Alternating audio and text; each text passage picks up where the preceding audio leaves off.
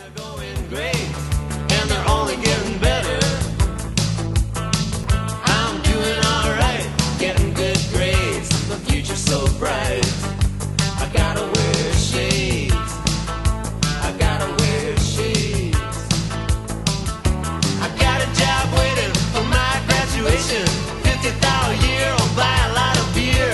Things are going great, and they're only getting better. I'm doing alright, getting good grades. The future's so bright. I gotta wear shades. And today's Futures View has to center upon my childhood collection of WCW Galoob figures and WWF Hasbro figures.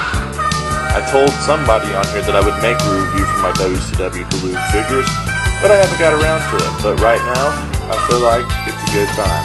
Made me a little backdrop, a little setup. I'm going to throw them in the ring first, and then I'll give you a close-up view on them. But let's get started. Okay. This is my first review like this, so I want to give a shout out to S. Serpent and Ultimate Maxter, who kind of gave me, the outline to go by. So here we go. Let me adjust the camera there really quick. Alright, here we go. First guy in the Galoob series that I got. Now I know there was others available in the UK area that I did not get. These were the US edition. First guy, none other than the Z-Man, Tom Zenk. I know he wrestled in the WWF in the Can-Am Connection. Then when he left the Can-Am Connection, this was right after that. So when I got him, I did my own little customization. Put the Z on his tights and the Z on his trunks and boots, and he was the Z-Man. And that's pretty much all I got to say about Tom Zenk. Not one of my favorites in particular. He was alright. But that's enough for Tom Zenk. Next, we have a lot of times his tag team partner, Flyin, Brian Pillman, and he's in the stance to where he can do his big flying splash and his flying moves or whatever, I guess. I really didn't like the way that WCW arms and legs didn't move, and they were pretty much just stationary to do certain moves, and I think that's why they weren't real popular and didn't last. So here's Brian Pillman for you on a close-up, and this is back when he was wearing his Cincinnati Bengal tights. As you know, he did play on the special teams of the Cincinnati Bengals, and these are beat to hell. I mean, I played the hell out of them, and you can see his ass through the tights, and, that's what happens when you play the shit out of them, I guess. I don't know. But there's Brian Pillman. Now, the next member of my collection will have to be a tag team here, and first of all, we got Ron Simmons, a.k.a. Farouk, and the Natural, a.k.a. the Hacksaw, Butch Reed. They were collectively known as the Team of Doom. They wore masks originally, and then everybody knew who they were. They were the only two black guys in WCW, but yet they had them under masks. Ron Simmons says Bill Watts was racist at the time, and that's why he did it.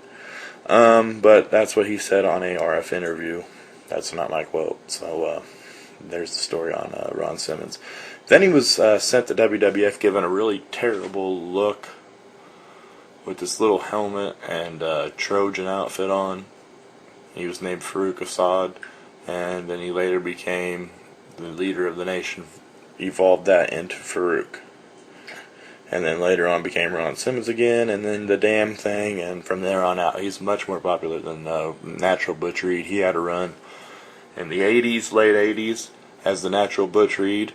Fought at WrestleMania 4, I believe it was, when they had the tournament with Macho Man Randy Savage and stuff. So there you have it for the Team of Doom.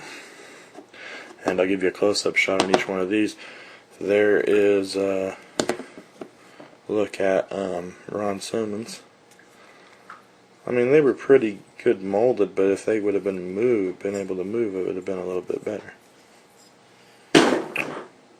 And here's a close-up of the All-American Ron Simmons. He actually won the title in WCW, became the first ever black WCW champion. Farouk. Okay, for the next figures we got, and I'm just going to throw all these guys in there together too, because they were collectively known as, at that time, Sid Vicious, Barry Windham,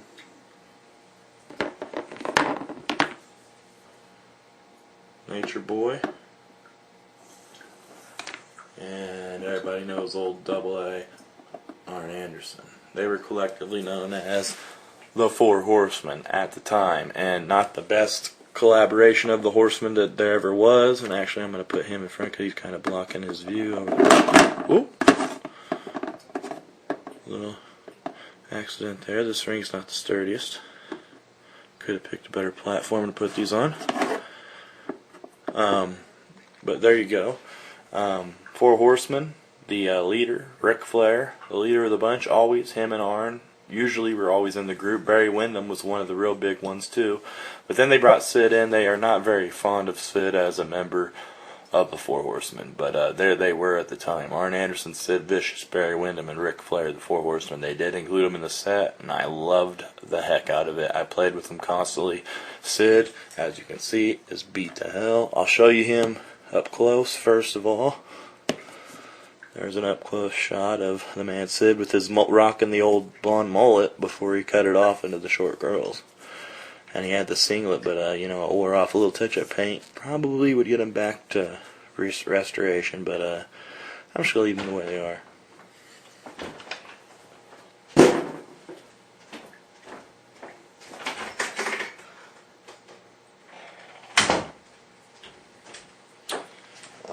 Here's a close-up view on Barry Windham. Barry Windham was also in the WWF, in the U.S. Express, I think it was, or the American Express.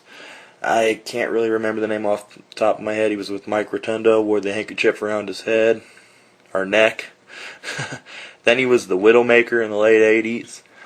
He had several runs in WCW, came back to WWF and was in that NWA faction thing. I just seen a video on YouTube on the other night. But a good articulation of what Barry Windham looks like. They had very good replications in the face. It was just the non-movement factor. But there is old Barry Windham, and he'll sock you right out. Double A was one of my favorites to play with. I played with him and Rick, as usually call them the Brain Busters, since I didn't have Tully. And I'd put Rick in the WWF, and that was before he actually came in '92. Because these were released in 1990 by Galoob. Flair showed up in WWF in '92. I think it maybe even have been late '91. I'm probably wrong on that. But there's Double A, Arn Anderson, the Enforcer. He had his classic red and white, Brain Buster tights, which I liked about him. Even gave him the bald spot in the back of the head. I did not wear that out. He had a bald spot. The beard. Very good likeness of Double A, the Enforcer. There. And then it comes to the Man, which was not my favorite Flair figure. Didn't like it how they had his stance with the open hand, like he was grappling, and then one with a fist. Although I did like the color coordinations. I loved his light blue tights that he wore. I wish one of them would have came with a robe or something. That's the thing these old figures didn't have. They never had accessories like these ones today. I would have had a heyday today. But a very good likeness of the Nature Boy right there. And there he even had the RF on the tights and the knee pads down kind of below his knees a little bit. Pretty tight. Nature Boy.